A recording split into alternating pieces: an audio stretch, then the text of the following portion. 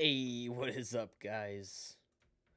Today we got our first interview with Ron, a survivor of rape.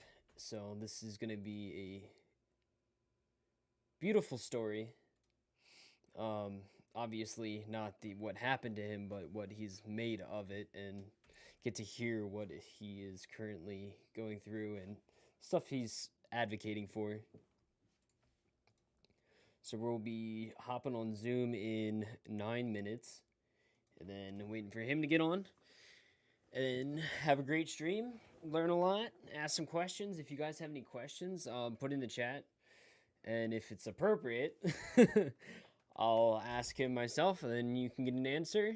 And then, since this is on YouTube, you can easily go back and watch the video if you miss anything or you have to go or something like that.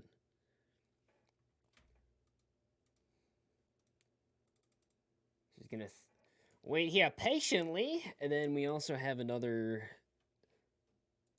survivor getting on, and we will have a stream with her at 6 to 7. So we're trying to keep the streams to an hour, but if we need to go over, we will. Or we can always have the survivor back if you guys really want to hear more and we get requests. And I don't know why my Discord bot is not sending out notifications that I'm live. Technology sometimes is not in your favor. Let's see, what is wrong with it? Anyone, if you are good with Discord bots, please help me out in a future. It's supposed to send out notifications when I go live. Why isn't it? Live streams. Ping for going live.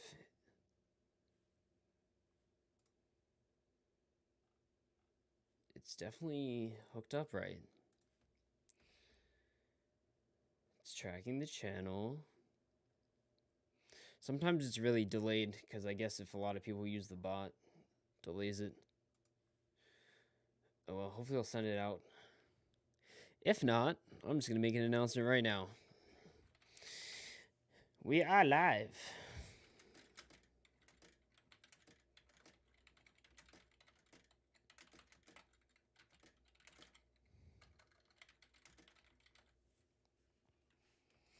Alrighty, there we go. Let me get the link.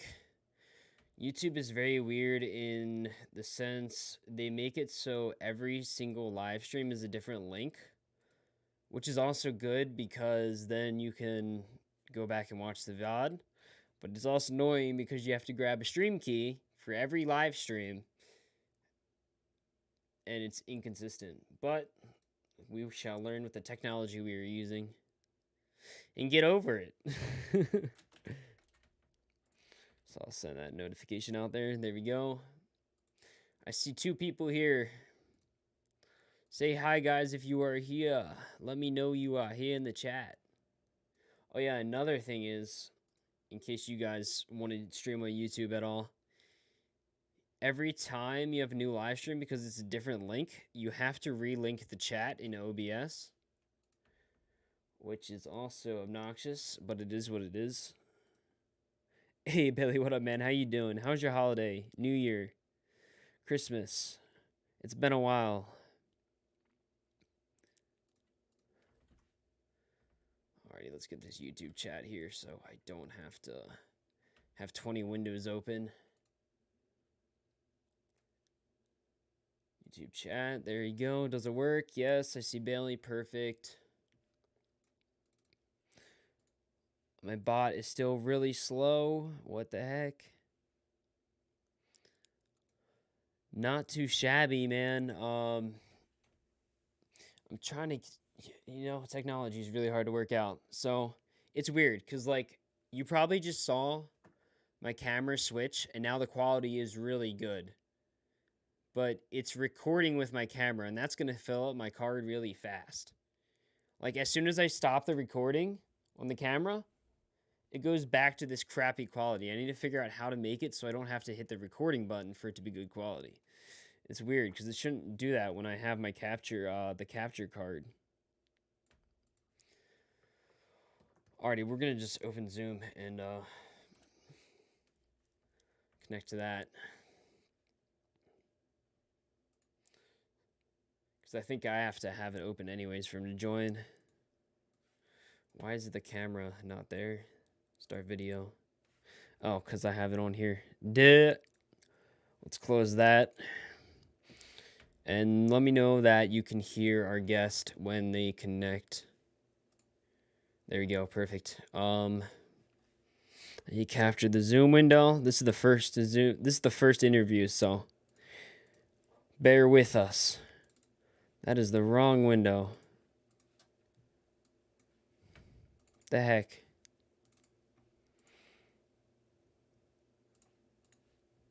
Why is it not capturing the right one? Oh, there you go. I was clicking the wrong one. Alrighty, there you go. Why isn't it showing me? Oh my goodness.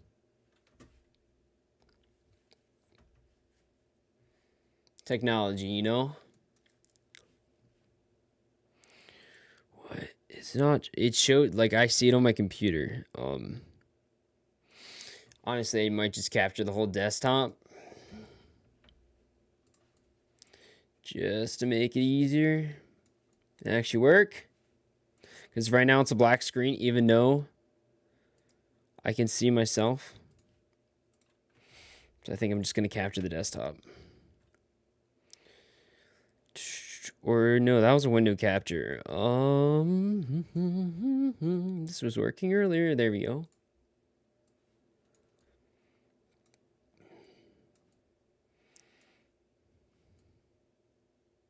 Bam. I guess we'll put it like right there. Perfect. I just wish the screen was better. The quality of the webcam. If anyone knows how to use Camlink or using a webcam or a camera as a webcam, please hit me up on Discord or YouTube or Facebook or whatever you're on. Because I'd rather be able to have my full quality. Like, when it's minimized, it looks great. But, like, right now, it's, like, grainy and stuff. Even with pretty good lighting. I mean, lighting's not top quality because I don't want to blind myself. So, right now, we're just waiting on our guest.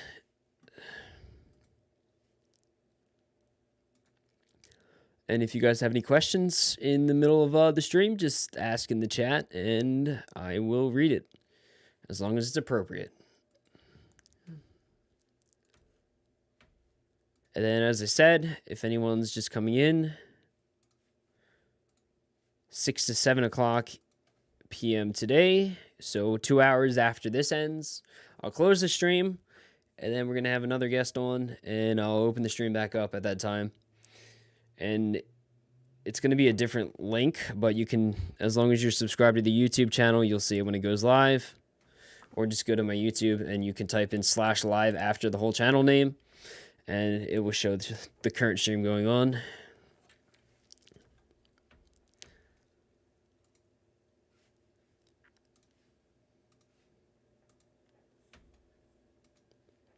Do do do do do do do do. And for that one, I'll get on like 5 minutes earlier. I don't need to get on 10 minutes earlier. Not even 5 minutes. So the camera looks a little bit better. It's a little choppy, actually. It's like, it's weird. It's pretty smooth, I guess. Can't complain for the first time. It's going pretty, technology's working out pretty well. I just wish it would actually capture this correctly. Instead of having to use desktop capture. Does game capture work at all? Let's see. Capture specific window. Zoom meeting. Let's see. Zoom call. Oh, it does. So Zoom game capture actually works. But window capture does not. Okay. So wait, does it? Yeah. So game capture works. Perfect. Good, because I want to be able to. I don't want to have the full screen. Okay, cool. It has to be open though. No. Where'd it go? Oh, there it is. It's so weird. Whatever. We'll just keep it maximized. Okay. Now, where's the YouTube chat? Dang it. There you go. There it is. Okay. Now we're just waiting. How's everyone doing?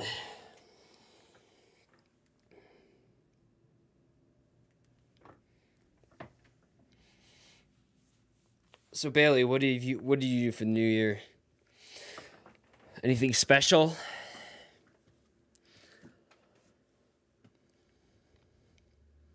I need to pop out the chat. It's weird looking at myself. It's weird looking at myself. Oh, here he is. Awesome. Hello? Oh, there it is. Joining. Okay.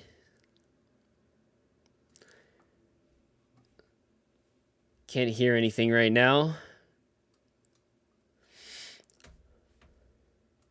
Are you able to hear me? You're Nick? Yes.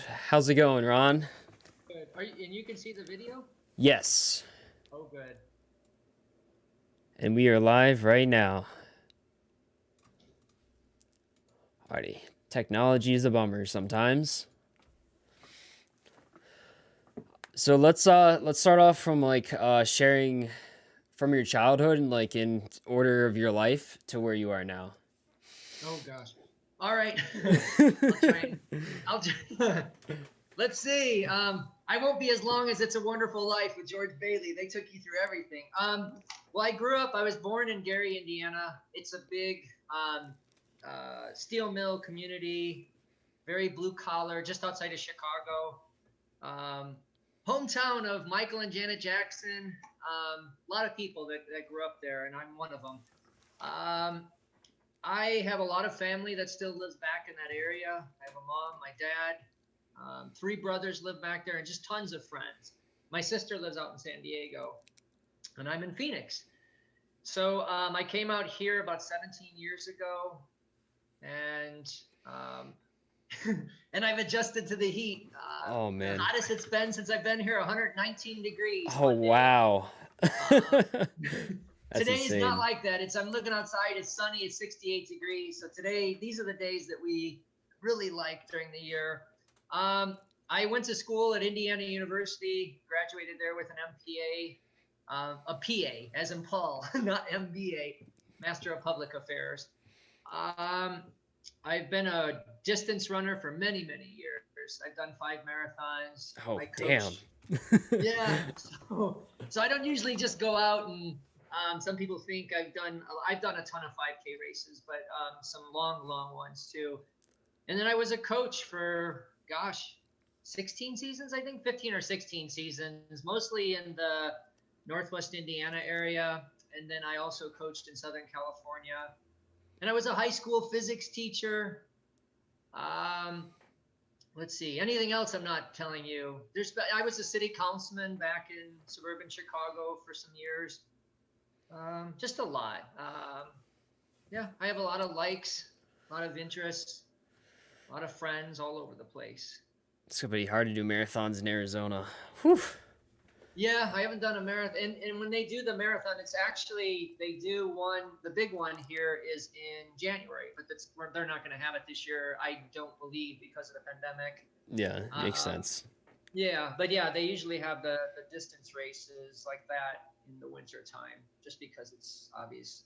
For obvious reasons, it's going to be hard to run when it's over 110 degrees. Oh, be very dangerous as well.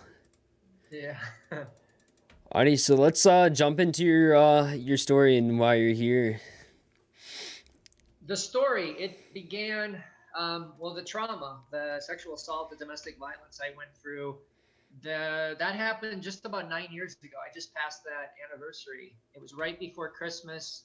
I was sick. I was in my home. I was asleep that night, and 3 men came into my home I was held down. I was sexually assaulted. They nearly killed me that night before the police arrived.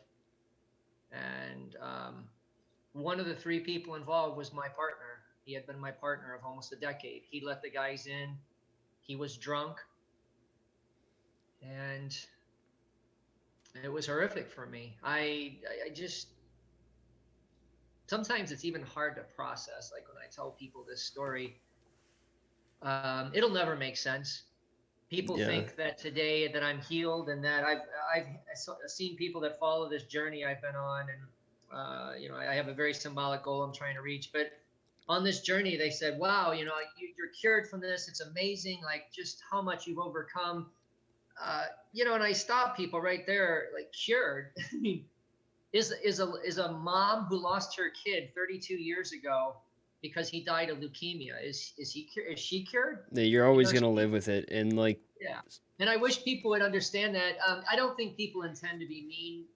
And I look at their true intentions. They're mhm. just looking and saying, hey, you've come a long way. And I agree. But it's good to stop them every once in a while, because sometimes people truly do think, like, well, you're all better now. Let's move on to somebody else. But I did meet a woman who lost her son over 30 years ago. And she had told me at one point she thinks about her son every day. Every day she wakes up. And so this is the same with me, that it's never going to make sense. If you like Nick, if you and your friends could ever make sense, help me, like, to figure out this person was the person I love with everything. Like, he had one job being my partner, and that was to always be there for me, and he wasn't. Yeah. And so that'll never make sense to me. So I can find a way to move on, but even if when I'm 96 years old, I have a feeling that I'm still going to struggle at some point to understand how could somebody have done that to me. I will never be able to reconcile that, Yeah, but I can it's find a way to move on every day. yeah, And I do. it's a complete betrayal of trust, and it's not an easy thing to just. Some people will be like, just get over it, but you can't. It's a part of Right. you now.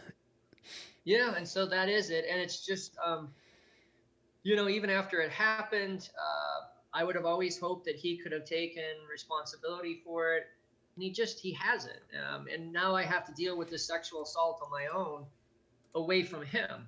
And that's a hard part, because again, when you're in a partnership like that, you're in a marriage, and it's for better, for worse. And you always expect that they're going to be there for you, whether that was stage 4 cancer, whether that was diabetes, or whether that was a rape. And he hasn't been there for me. So Yeah. I've had to pick up the pieces on my own. That's been tough. And just remember, if you're not comfortable like sharing it, like if I ask a question that makes you uncomfortable, just let me know. Okay. And you shared that you've spent over 14,000 hours like dealing with this. So I'm not familiar with the legal system when it comes to abuse. So how does that work, and like what have you done to try to get justice for yourself? Well, and to some level, I can't go too deep into that right now, because Completely understandable. yeah, I mean, but it doesn't. I can just go into the generalities. But Yeah. um, when I started out with like this journey to get to a goal that's symbolic to me, it all started because I had a moment of laughter on a suicidal night a little over 5 years ago. I woke up from another nightmare and I was done. Hopefully people, if people that are listening to this can relate to this, because sometimes you feel like you're crazy, like when you're saying these kind of things. But it's like being at sea. And I've seen movies where their boat capsizes, and for 2 days they're fighting off the waves, and at some point they just said, let this next wave just take me, because they don't feel like anything is coming, no hope. And that's what I felt like that night. I woke up from another nightmare, said, I'm done. And I got my pills out, and for some reason something on a television show made me laugh. That stopped me. And I always thought that was a sign. And I said, I'm going to get on this show, I'm going to tell my story. And that began this journey where you had said the 14,000 hours to reach this goal. But along the way, for justice, initially people said, well, you're never going to find justice. They read statistics to me and said, 99 point some percent of the people never get justice. Their perpetrators are never put in jail. So you start off like people just tell you, you better figure something else out because justice ain't in your hands, you know? And so that's what I did. But along the way in this journey, as I kept meeting more and more strangers and they signed my big boards I had, they started telling me their stories. And some of those focused on the justice part of it. That right there started giving me hope that maybe, yes, the odds are stacked against me, but maybe I will find this justice. And today, again, I don't want to disclose too much, but I feel like I might honestly get justice finally. And hopefully, you know, if I talk to you again, whether that's in 6 months or a year, we might have justice. That's Because I don't awesome. think it, yeah, I don't think it's just about me. I think it's a lot of people that are around me. They'd like to see it too, because quote unquote, when I get justice, so does everybody else, because then Mm-hmm. that sends a message that you will be held accountable. If you've done something wrong, you will be held accountable. So the hope is that I will get that and other people can see that it is possible. Yeah, and then you're like the stone, and that's thrown into the pond, and then that will be like someone else who went through something similar will see that and go, "Oh, well, he got justice. Maybe I can," and then they'll speak up. Right. So you sent me a picture of this campaign, the "No One Is Safe." What is that about? Oh, with the Spanish written on me? Yes. Yes. That was, gosh, that was maybe 3 or 4 years ago. And it's, again, just people I met on the journey, these total strangers, and they invited me to they were doing a photo shoot for sexual assault awareness. And they asked if I would participate because they wanted to have a male in there. And so I said, sure. And they ended up writing on Spanish on me. They asked if they could do that. Part of that reason is I have met on this journey a lot of people who are Spanish speaking. Many of them are immigrants. And they told me quite a few of them are undocumented and they're afraid to come forward when they have been through sexual assault, or if they know some of their family members have been Mm-hmm. raped. They don't want to talk about it. They're scared because they're more afraid of deportation. So isn't that incredibly sad that Yeah, human that beings is have these so stories? sad to hear. Yeah, and they have to sit there and say, okay, I was raped, but if I speak up to the law enforcement, there are odds that I might get deported. And so you just have to sit there and go, well, I guess I have to accept. And when that happens, um, it's sad because the perpetrators know they can get away with it. If they go into certain communities, let's say they go into communities where there are many people undocumented, it sounds terrible, but honestly, if you were a rapist and you want to get away with it, you go into those communities and rape because you know you can get away with impunity. Yeah. But I say that tongue in cheek because I want people to get angry and say, "Well, that's crazy." I also put no one safe because males too obviously fall in that category, and so it's not always just the women, it's not always just high school and college age. It's people of all ages. And but again, they had put that on me in Spanish just because I thought that should be a nod to people, not just in marginalized communities, but people who really don't have a voice. If you're Mm-hmm. being told to stay quiet, you have no voice anymore. So yeah, no one is safe, and I think people need to recognize that rape does happen to just about anybody.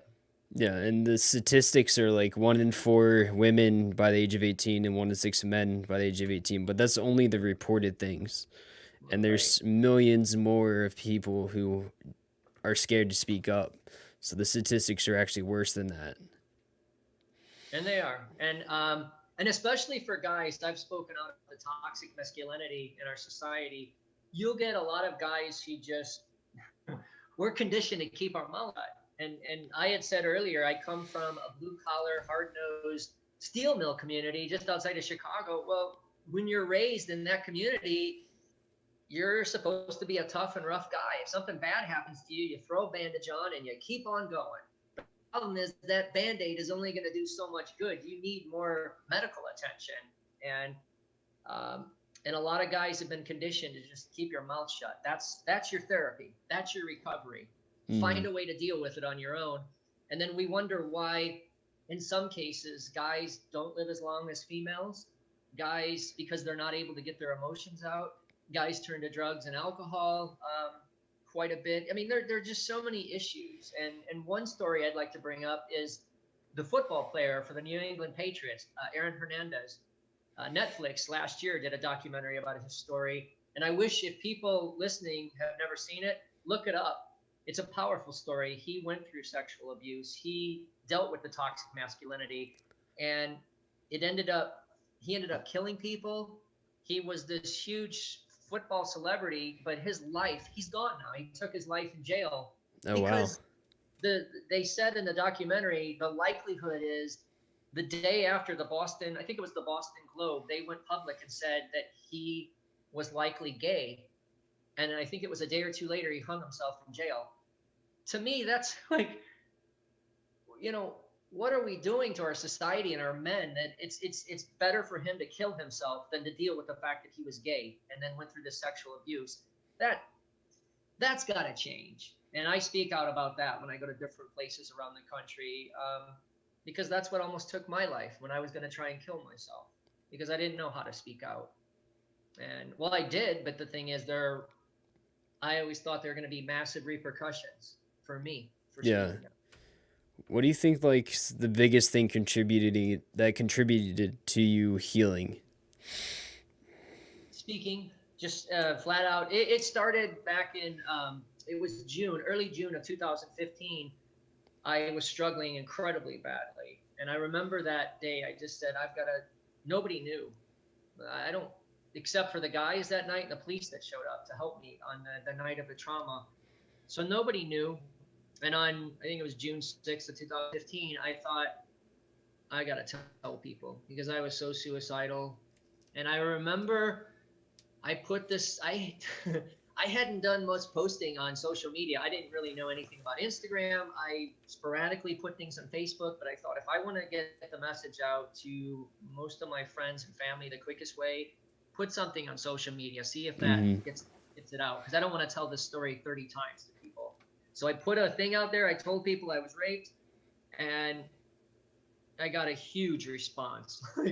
Huge, overwhelmingly. People weren't just clicking like that button. They were actually responding with sometimes paragraphs of things that they'd been through or telling me. And hopefully everybody listening to this, sometime, all the time, be really proud of who you are. And I have to say that was incredibly courageous for me to do because I hesitated before I hit the submit button on Facebook that day. But when I sent that story out and told the world, if you will, because once you put something on the internet, it's out for everybody to see. When I did that, that was 2.5 years before the Me Too movement started. And I'm a guy. Like, I was like, that took a lot of courage. And as I look back, I'm proud of myself. And that's what I want your listeners to know is that be proud of things that you've done. Look at the courageous things you've done and use that to motivate you to go to the next level. So when I actually look back, I was like, wow, that took a lot for me to do. And I am proud of myself because had I not done that, that was one of the first steps to start helping me heal. And then you had asked, what's helped me the most? To start talking about it. And I had to start talking. And so once I started doing that, the healing began. It was a heck of a journey. But it's similar to somebody with stage 4 cancer. Once they get that first treatment of chemotherapy, they're going to start healing. And that right there is incredible. So just me speaking out for that first time was a huge step in moving forward with the healing. And it sounds like you probably had a really good positive response of people supporting you. Is that true? Okay. I wasn't quite sure how it was going to work. You don't know. I think that's the thing. You just don't. Because you're always going to have. You're always going to have 2 or 3 people that are going to have something nasty to say. It's just the nature of life, I guess. You're always going to have somebody that just people say it's much more of a reflection upon them, and it is. But gosh, I mean, when somebody says something horrible to you, you can block them on Facebook. But they've already said what they have to say. And so that's always going to stay with you. But you have to also say to yourself, okay, maybe 2 people said something negative. but 138 people said something incredibly positive. So you have to focus. So I'm not going to sit here and sugarcoat it for people if they've never spoken out about their rape. Um, I'm not going to tell you that everybody's going to be behind you, but believe me, the vast, vast majority of people are going to be with you. So don't let a few stray mean people detract you from your healing and your recovery. Yeah, definitely. I was molested when I was 12, and one of my big fears when I spoke up and actually shared my story this year was that there's going to be a lot of like people saying you're just trying to get attention, we don't believe you, all this other stuff, but it was actually surprisingly it was the complete opposite. And then people are also, when you share your own story, they're more willing to share their own, so you might even get some messages from people sharing their own stories, which is also a beautiful thing to hear that you're not alone. Yeah, and I mean, I'm glad you shared with me that. I mean, obviously, I'm not happy you went through that, but yeah, you're right. And when people do share stories back, in a lot of ways, like it builds, well, like with us, like a brotherhood.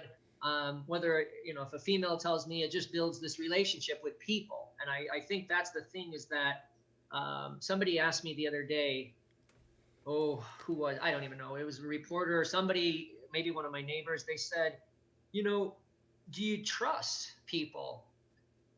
It's been hard for me, but if I stop trusting people because of especially what my domestic partner did to me, then he's taken all that ability for me to trust. And trust is the way we connect with people, because you can't have a good connection with somebody if you don't trust. You have to some level.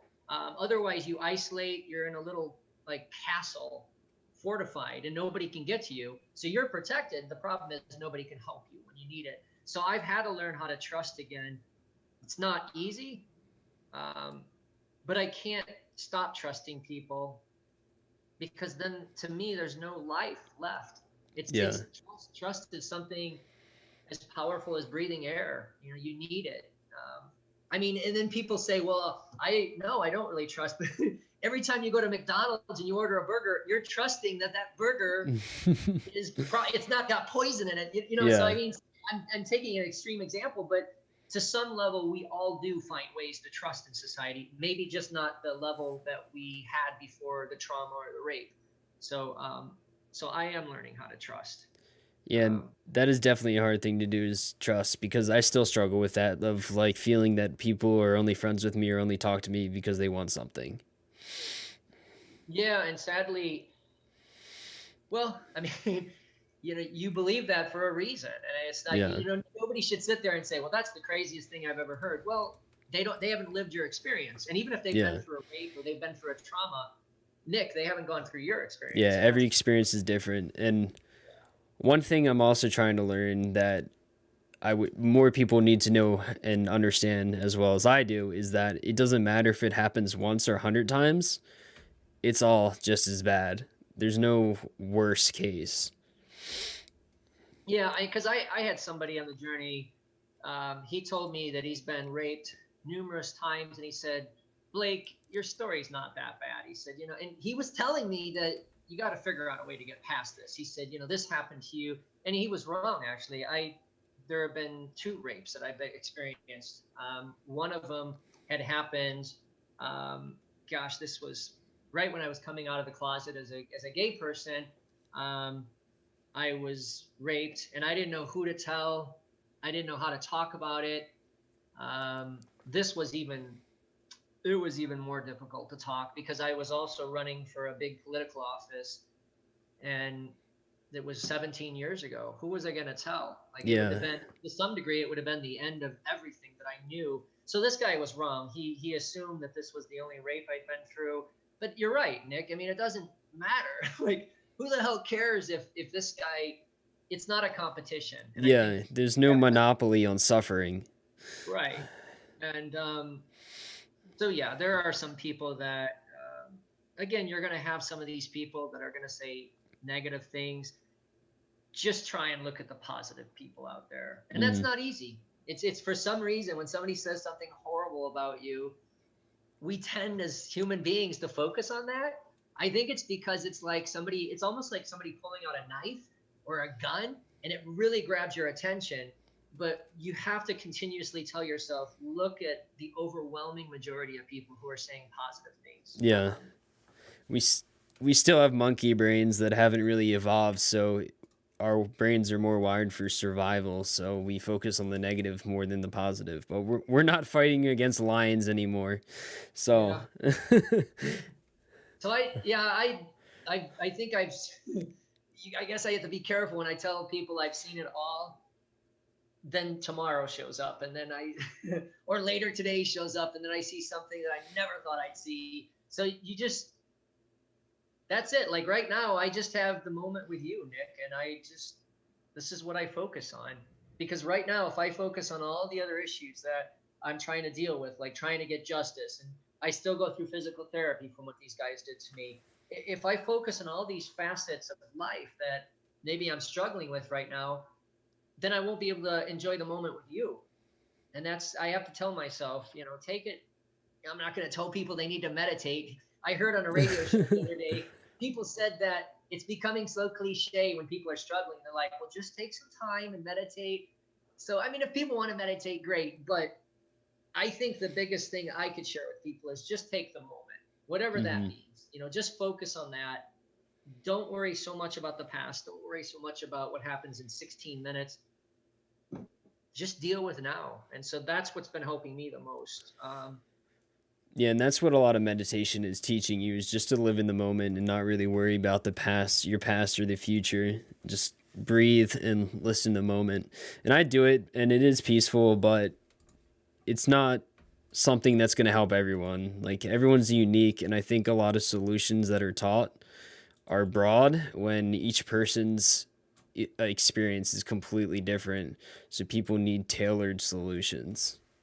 Yeah, I agree. And it's like for me, I've run across psychiatrists and psychologists, professional counselors across the country, and when I tell them like what I'm doing in this journey to get better and like why I'm trying to get on that TV show, like why would I spend 14,000 hours of my life to get on a TV show for 5 minutes? But you said it, Nick, like because it means something to me and because it's significant to me, because it's working for me. But some of these professional therapists, when they engage me along the way, keep asking me, but what are you doing to help yourself? We know you're on this journey, you're trying to get on a show, you're having people sign these boards, blah, blah, blah. But sometimes people, even professionals, they get these blinders on and they think that their way is the only way. Yeah. Whether it's medicating you, whether it's going to traditional talk therapy, that's great. But what some of these therapists need to understand is there is some way outside of their way, and they have to appreciate that. So what works for you, Nick, works for you. What works for me, works for me. But I've encountered, and one of the big moments, I spoke at an event about this. There was a psychiatrist, actually in my TEDx talk, I spoke about this. A psychiatrist was seeing me about 5 years ago. And when he found out I'm trying to get on the Late Show with Stephen Colbert, he did not like this. He told me it was a terrible idea and he didn't understand it.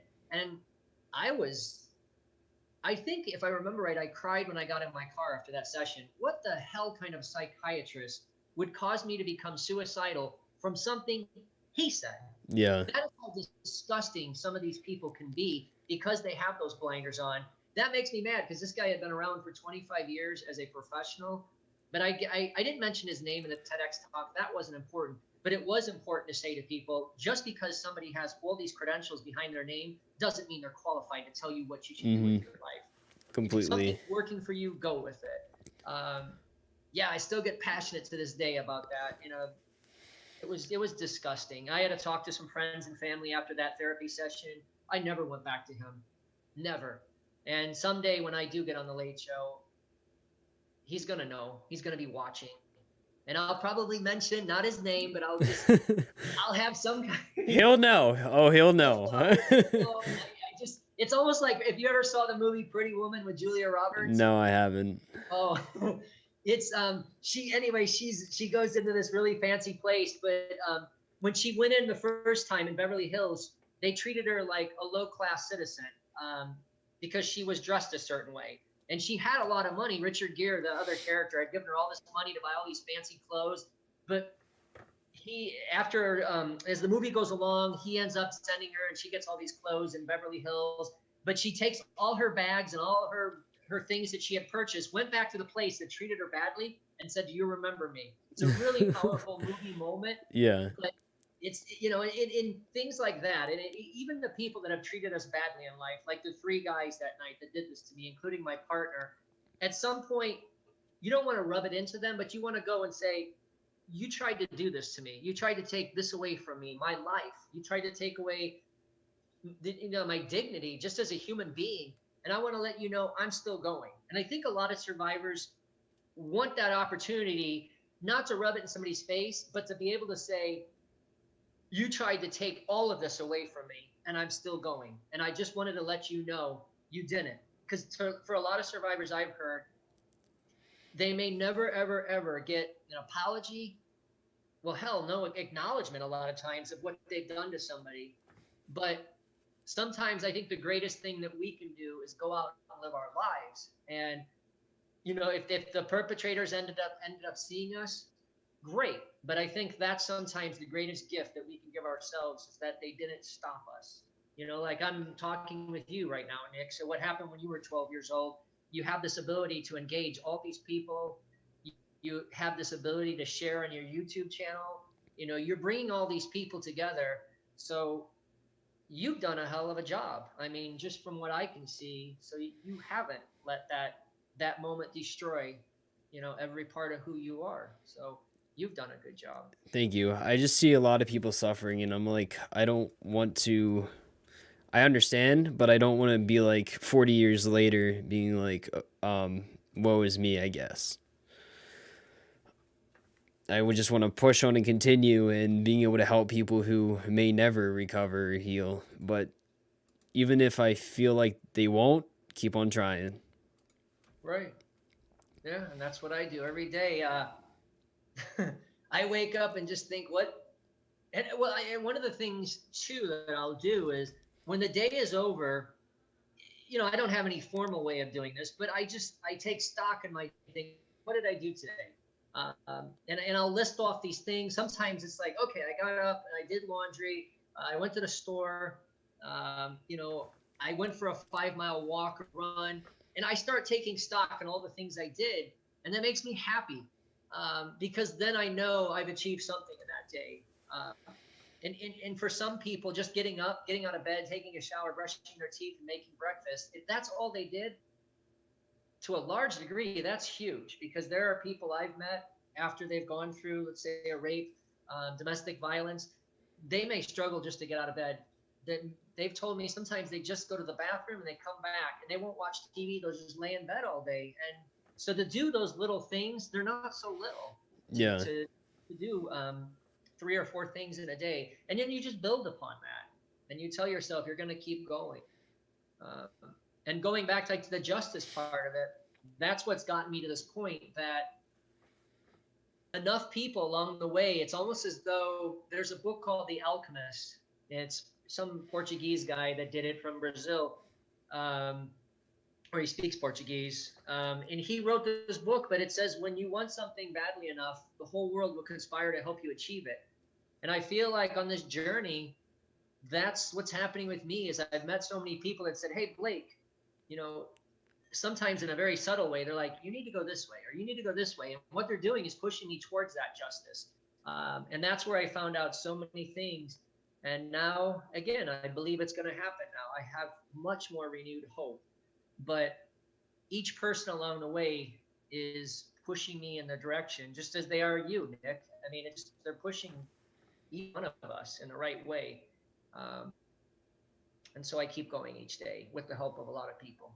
Yeah, and you can't do it alone. It takes community and support, and a lot. It's like so. There's this whole drama thing on Twitch, which is live streaming for gaming, and a lot of girls were coming forward that they were being abused by larger streamers. And like I talked to this one girl about it, and just hearing that she was like, her parents didn't believe her. she didn't have that support network. It just had me crying in the car just thinking about it, because I was like, I was fortunate enough where I had that support, but not everyone is. Yeah, and that is, gosh, I mean, it's a lonely place to be, because when you don't think there's any support or hope out there, I mean, that is when people become really suicidal. It's, to some degree, that's like being your ship capsizing and you're all alone out in this ocean. I mean, I've seen movies like that where the person is just all by themselves and there's no hope for 1,000 miles in this body of water. That's probably what I would guess that woman is feeling like, because you just feel abandoned. You feel like there is no hope, and that's a horrible place to be. And the this is where I always try to think, maybe this is where, well, like people like me and you, like what we can do is let people know, okay, there are other people out there that you can talk to. They may not be your friend right now, but they can be, and they often will be.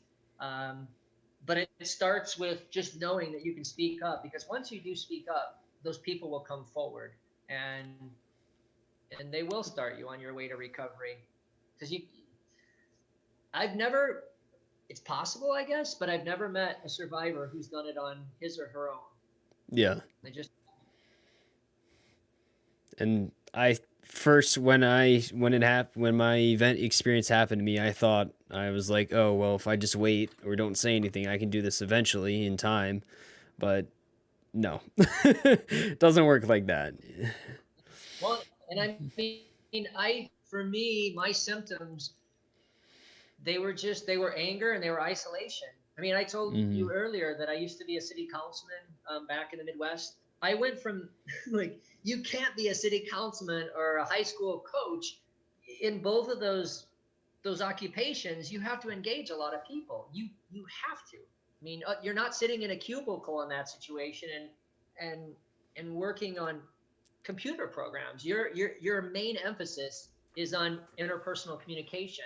So I went from this incredibly gregarious social person to, after the rape, my partner and I had a business together. We stayed together after that, and he was gaslighting me. He told me that event, he was not involved.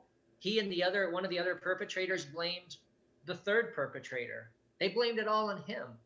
And then he didn't take any ownership. So in my mind, and I had all these police officers show up. I think that's the situation in my case, is that I don't know what the hell everybody wanted from me. Like, you hear all these people say, okay, did you call the police after your incident? Yes, I did. Did you file a police report? There was an incident report filed.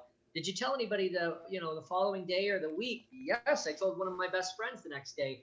Every checklist, you could go and click all the boxes. I did, and the police failed me that night. I've since received an apology from the Phoenix Police. Lieutenant Commander met with me in a formal meeting and a third party and said, it appears these officers made mistakes that night, and we believe it's because of bias, because you were all men.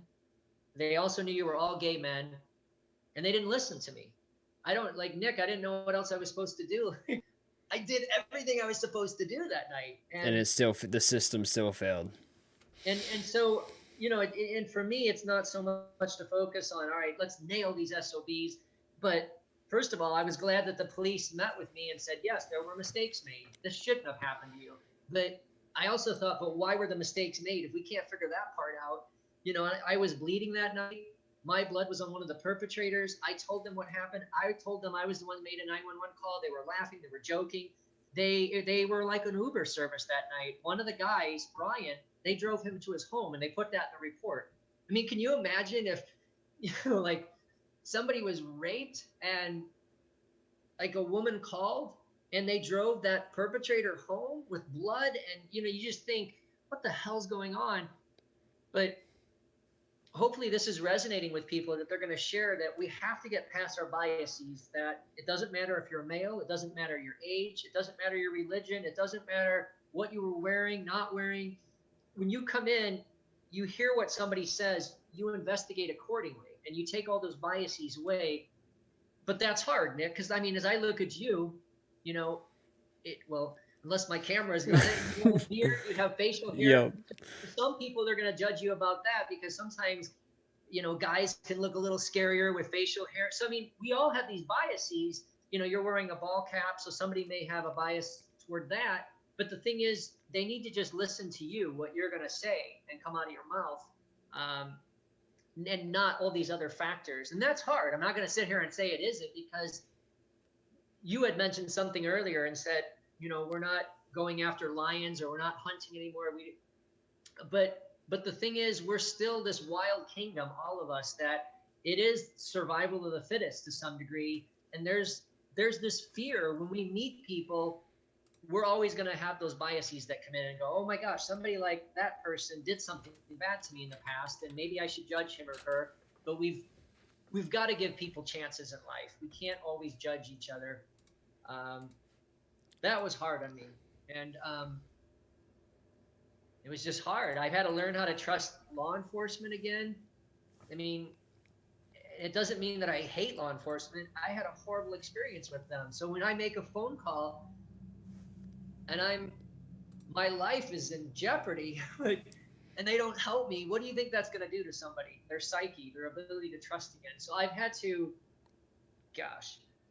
anyway, well, I have positive things I can talk about. I don't want to have the listeners tune out and go, oh my God, all this guy is doing is complaining and talking about bad. I mean, I have incredible stories too, I can tell. So if you want me to... It's your story. You can talk about whatever you want to. Yeah, maybe I'll head in a good direction now. Just to a large degree, though, I feel like what I was doing is a good direction, because I am sharing what didn't go right. And like with the police, for example, I met with them to see what we could do to change things. But on some more happier notes, well, yeah, like my journey is to get on the Late Show with Stephen Colbert. He's a comedy guy, he has a late night TV show. That's the show that made me laugh that suicidal night. When I woke up from that nightmare a long time ago, and was going to take my life, for some reason the television set didn't go off. I have no idea why. There are going to be people out there that are atheists and agnostic. They're like, oh, Blake, it wasn't God or a higher power or Allah that came along that night. But I mean, I'm Catholic, so I want to believe maybe there was something with God. But that night I set the timer like I always did. The television should have shut off. So when I woke up from the nightmare, I said, I'm taking my life now. This is it. I'm not going to do this anymore. I was in that much pain. And for some reason, the television didn't go off. That show was on. Something made me laugh. And the rest is history. And I said to myself, I'm getting on this show. And now for all these days, I go out, I meet strangers, and they tell me their stories. That's where the happiness comes in, because so many people along the way, before the pandemic hit, they would hug me, they would meet me, they would tell me their stories. They would serenade me, dance with me, everything. And now I've got stories from over 32,000 strangers that have put it on almost 500 boards. So that is the powerful part. That is the exciting, happy part. Because now I have this, it's called social practice artwork, that when you put these giant foam poster boards end to end, they go for almost 1/3 of a mile. Oh, wow. So I think, and then, I had somebody say, well, if you took each message and you just lined the pure messages up in sentence form, we're still trying to calculate that, but somebody said that could be in the thousands of miles. And if you think about that, that's pretty incredible. Just thousands of miles of messages. I still have to do the calculations. I have some math people that want to help me do it, but you get the point. It's powerful. And I think you had mentioned the gal in gaming, she feels isolated, like nobody's there to listen to her. This project I have with all these boards, it demonstrates that nobody is alone. And I mean, Nick, it started the first day I went out and said, I'm going to meet somebody and tell them my goal to get on the Late Show. It wasn't just about getting on the Late Show. It was about getting to a goal that it was important to me, because it stopped me from killing myself that night, that laughter. But it also was a way for me, I think the universe was saying, Blake, you have to learn how to talk to people again. So I was doing that. But the first guy I went up to, I was scared. I just thought, I'm not going to do this. Like, I had all these ideas, like I'm going to go meet strangers, tell them what I'm doing. And I thought they'd sign their name or put good luck, Blake. We hope you get to your goal. And over time, people started putting whatever they wanted. And that's where it's just incredible. I mean, they've signed these boards in 94 languages. So Oh wow. if any of your listeners or you or anybody ever wanted to see this, I can give you links. Because I don't want people to think, oh, this guy got up and talked for 45 minutes to Nick. I want people to be able to take something away from this. So when somebody's sitting at their home, they can watch the TEDx talk, or they can watch the documentary somebody did about this journey I'm on. You know, I want somebody to find bits and pieces that helps them. And I think that's what life is about. If it's just me and you, Nick, talking to everybody, that's great. They can tell that they're not alone, but we want something for people to take away from this. And Yeah. so I'm willing to share links, and if people want to look at it, great. And if they want to see some of the boards and what the messages are that people put on here, gosh, I mean, there are 32,071 of them now. And these, I've met people, we think it's from maybe 70 or 80 countries from around the world that have signed these. So it's not, you're not just getting an American version of trauma and rape, you're getting a worldwide view.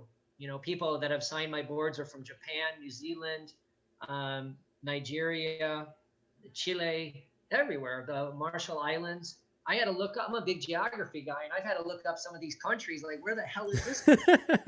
So Yeah. it's a lot of fun too, because then I don't just stay focused on the trauma. And it's building art every day, and now I think something really exciting. I talked to her earlier today. Her name is Camila. Her and her producer Inbal, they're going to produce a documentary film about my pursuit of justice. They're going to follow this because I could be close to something here. And whether I get, again, it goes back to justice, whether I get it or don't, they're going to follow the journey, create a documentary. And I think that's beautiful because we all have a story to tell, good or bad. But again, to me, it's very exciting. It's very happy because I get to tell my story. Yeah, and you're still Camila and helping a Inbal lot of are helping people. me do that. So a lot of people have come along. Just, yeah. And then just the fact that I can talk to you about this wasn't going to happen 5 years ago. I didn't want to talk. I guess you were sort of that way too when you were a teenager, Hmm. from what I hear, that you just really didn't want to talk about your situation. Just wanted to hold it all in since that's what we were taught as kids. And so yeah, so it's just in the stories, like if people ever go to my Instagram account, you'll see a lot of happy stories. Well, Nick, I've I've been tempted the last couple of months to get on there and talk about the political situation in our country. Yeah. But I thought, and it's hard because I have opinions and I have strong feelings, but I've done a damn good job these last 5 years of putting posts on Facebook and Instagram that don't deal with politics. Because Yeah. I want people to see me overcoming a rape and this trauma. To me, it's not political. It's about a human being. And so I try to share, people will see on my Instagram account, I share a lot of happy videos. They're about 1 minute long. And I think I've done just this last year over 100 1-minute videos. Oh wow. But it's also inspirational. I tell stories about like people like you, Nick. I'll say, oh, I was interviewed by this guy, Nick, and he gave me a chance to share. And, you know, and people want to hear about that. They want to hear who I'm meeting, who I'm engaging with. They want to see me smile. And so I try to oblige them. And so those are the kind of happy moments that I feel that these guys didn't take that away from me. To a lot of people, they're like, oh, that sounds so cliche. We hear survivors all the time say, you didn't take this away from me. But there's something incredibly powerful about that. Yeah. You know, the fact that we can still laugh, we can smile. And that's what, there was a reporter that said to me, and numerous people on this journey said, Blake, how do you think you're going to get on the Late Show with Stephen Colbert? You're talking about a trauma, and his show is about comedy. And I said, comedy is not the absence of trauma. It's the ability to take our traumas and still find a way to laugh. Mm-hmm. That, to me, that's one of the most powerful things. And I put a quote, a video on the Instagram about that recently, because I want to let people know that that's really, there is something beautiful about that. you have to be able to find a way to still laugh and joke and have fun and smile. So I do find ways to do that. And And that's what a lot of stand up is. It's comedians joking about their past trauma or events that happened to them. yeah, I mean, look at Robin Williams. I mean, a lot of people didn't know he was struggling that badly with mental illness for so many years. And then when he died by suicide, there were a lot of people that were shocked. They thought this guy's the funniest guy in the world, and how could he do this? But you're right. I mean, Nick, that's I've met comedians here in Phoenix that the local ones that they struggle really badly. I've met some who have been raped, and they talk about they find ways to express themselves artistically, and for them, it's through the art of comedy. Um, and even like the stories that I write, because I write for not like the Chicago Tribune or LA Times or Washington Post, but I write for a lot of small newspapers and publications around the country. And that affords me the opportunity to get a lot of my trauma out of me through stories and writing. Um, One of the stories I did it was called "It All Goes Dark," and it was for Halloween this past year. So when I put that out, it it's a very spooky story. It would almost look like when people read it, they're like, "Oh my God, this looks like something Stephen King would have written." 99% of the people that read that story, my editors, the readers, 99% of them had no idea that was based on my rape. I took the story, it was only about 600 or 700 words, and I turned it into a story. Instead of it being an indoor setting, it was an outdoor setting.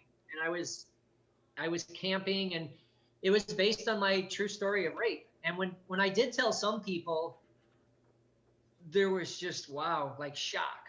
But I Yeah. said to people, the reason I didn't tell most people is because I didn't want them, I wanted to be entertained. And I thought if I can take this horrible thing that I've gone through and entertain people in a Stephen King fashion, then I've succeeded, because that means that I'm not stuck in the trauma, the rape. And so that's some of the ways that I choose to do what I do is I take this stuff and I turn it into something sometimes with that macabre entertainment, but it's still entertainment. And Yeah, and it's a healthy outlet for you. right, because I don't do gaming. I go running. So you find again, you had addressed this. You find what works for you, and you keep building on that. Hmm. So my writing and my running are two key elements of how I get through my rape and my trauma. And gaming was an unhealthy escape at some times, and a lot of I'm learning about addiction because my friend pointed me to a video, and they're finding that addiction is most of the time it's directly related to childhood trauma. So like porn addiction, video game addiction, drugs, alcohol. Most of the time, those people went through something in their childhood. And that's what I started finding out too. That yeah, like and that was there was a movie. Oh God, I can't even think now. Stanley Tucci was in it. Michael Keaton. Spotlight. That movie that came out of Boston. It was the Boston Globe. They uncovered the sexual abuse in the Catholic Church in Boston, and they found out Ah, it permeated all over the world. That was about, gosh, like 18 years ago. But the movie only came out like 4 or 5 years ago. But it won all kinds of like Golden Globes and Oscars. But the whole premise of the movie, if you haven't seen it, it can be triggering, Nick, but it's also a yeah. good movie to watch because it's what you were talking about. A lot of these kids, mostly boys in Boston, were being molested by these priests, sexual abuse, and they didn't talk about it. Because Boston is again sort of similar to where I grew up, very very blue collar city. If you're from places like Dorchester, I mean that's a very blue collar city, and they were showing real life cases of boys that had grown up and they were in their 20s and they were using very abusive behaviors to cope with life. But it was very eye opening for a lot of people to go, oh my God, these boys go through this stuff. Because Hmm. everybody had assumed it was just these girls. Um, so if you ever get a chance, if you haven't seen it, it's a really good movie called Spotlight. And it's what's really, really started the whole sexual abuse scandal in the Catholic Church. And it's made a lot of changes around the world. Thank God. Yeah, it's it's about time that like companies like Netflix is the one who is hosting it or putting it out there so the masses can see it. Yeah, it was a well done movie, but it's just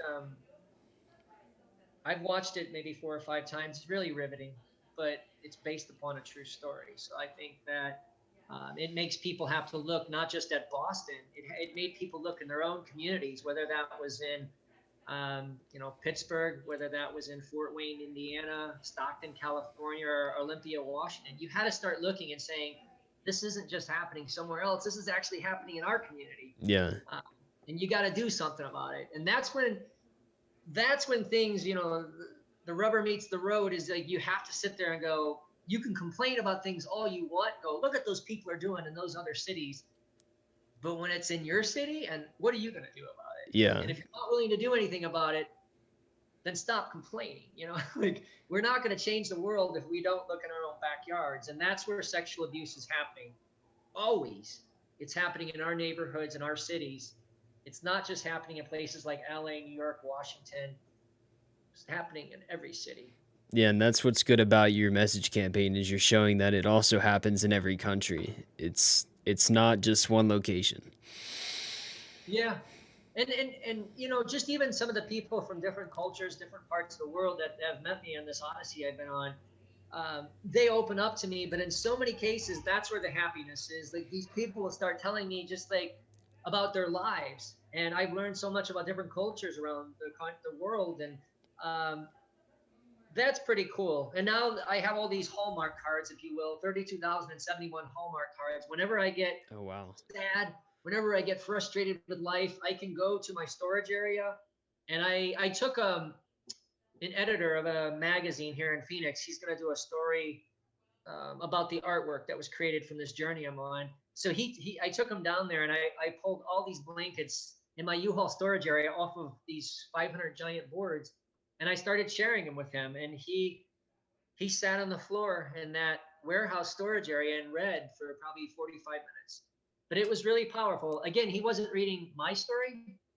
He was reading stories from people around the world. And that, to me, it's really exciting too, because his magazine it's like a really prominent high-end lifestyle magazine here in the Phoenix area. So it's going to introduce to people from higher incomes. Like it doesn't just happen to people from poor neighborhoods. It doesn't just happen to people in undocumented situations. It happens in all zip codes. And I think that that's going to be the power of this. It's going to bring this story to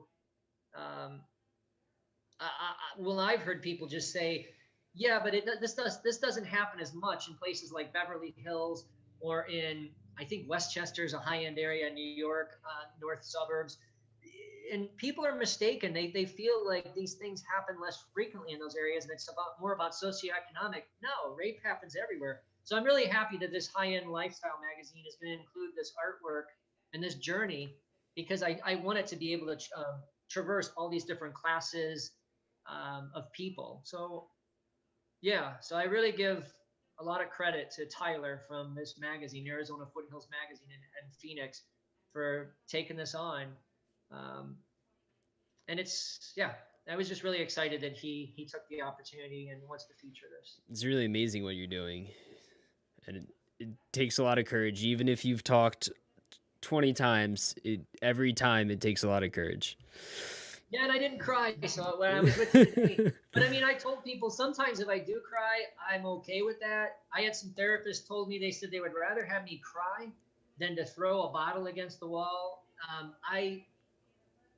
There were some days about 5 or 6 years ago, I started spiraling way out of control, and I would throw things, I would smash things. I was incredibly, I don't want to say incredibly violent, but I was much more violent than I should have been and had been throughout my life. And so the therapist said they'd actually rather have me cry and release my emotions that way. So I say that as a guy because I don't want people to think like I'm weak if I cry. Yeah. I think that's still sort of left over from the toxic masculinity, is that I'm trying to tell the world, like, okay, so what? I cried because I was on a national TV show a year ago and I cried quite a bit. But I mean, they were pulling stuff out of me. It was a hard day. It was almost a year ago. It was January 23rd, I think.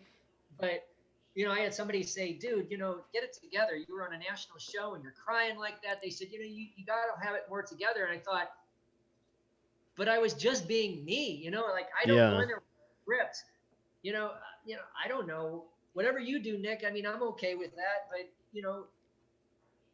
anyway, so yeah, I'm able to talk today. I didn't get incredibly emotional. Inside, I do, but I'm learning how to deal with things in my way. And Mm-hmm. so, just even you letting me talk about this, it's good. I mean, I know you're not Oprah Winfrey and you don't have 5 million followers, but Yeah. I Gotta don't think, start. but even if you let me talk to 488 people, you still let me talk to 400. I don't know what your reach is, but it doesn't matter to me if you reach 10 people today or 4,000 people. What you've done, Nick, is you've given me a chance to talk. And these guys that night, those three guys, they almost extinguished my candle that night. And so had Mm-hmm. they done that, I talked to nobody today. So the fact that you've allowed me to come out and speak to people, you've given me you gave me a chance. And I try not to miss too many chances to talk, because to me, the hopefully everybody that listened to you interview me today, I hope they see that something is really positive and happy about this, because that's why I kept saying I don't want to bring people down, but the fact that I'm able to talk is one of the happiest things I can ever think that somebody could give me the chance to do. So I would say to anybody listening, keep talking if you're already talking. If you're not, find a way and find some support if you need it, and start talking. It's your road to recovery once you start talking. And If you as cliche as talking is, it really does help. Can't Yeah. say it enough. I know it's like I know sometimes people think it's always medications that work, and that's great. I was on some medications. They didn't work really well for me. Um, but you got to find what works for you. And so I may start going back to some talk therapy, some counseling here soon. And I think some of the issues I'm dealing with now are because of the justice issue, that there have been more and more breakthroughs in the case that I'm dealing with. So I think it's staying in my mind a lot more. So yeah, there's a lot going on, but I keep pushing forward.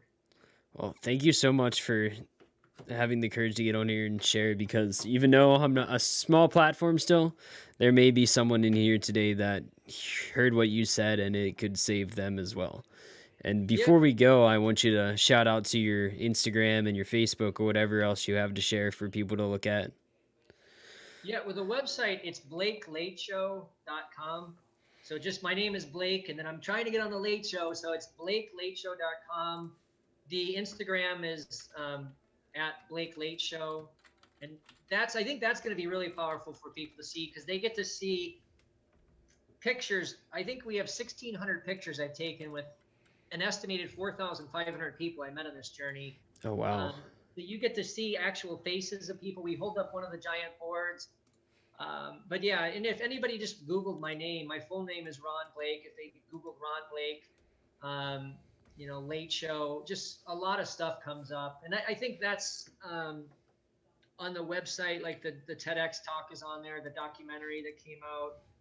And so there's just a lot. And hopefully people can pick and choose what they want.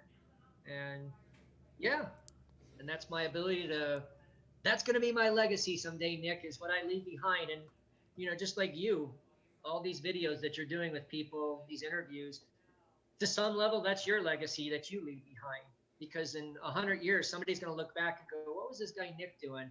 And they're going to pull up these videos, but they're going to get some insight into who you were, that you brought these people into so many other people's lives. And I think those are the greatest things. Our stories are what we leave behind, not so much the money, the buildings. It's more about our stories. So you're allowing all these stories to be put out there. You're creating a huge library that 100 or 200 years from now, people are going to analyze, Nick. And that's really good at what you're doing. Thank you. Well, I hope to talk to you again, because this was awesome just hearing your story and getting to meet you. Yes. Well, you're welcome, and thank you for having me on. And yeah, if you ever need me to come on and share more, I'm happy to do that. Um, so thank you. Awesome, man. Have a good rest of the week. All right, you too. Take care, Dick. Take care. All right. Wow, that was powerful. Kind of speechless. Let me pull my camera if it wants to work. There you go. Well, guys, I really hope that you could relate somehow into the story. Obviously, I don't. I hope no one has to relate, but I hope, like he said, something, or we ask questions and learn something that could help you, of something that you're going through that might be similar, or I don't know. But anyways, we will see you guys at 6 o'clock today. We are having Lauren Easter on, who will be sharing her story from 6 to 7, and hope that can help you guys as well. So I will see you guys then.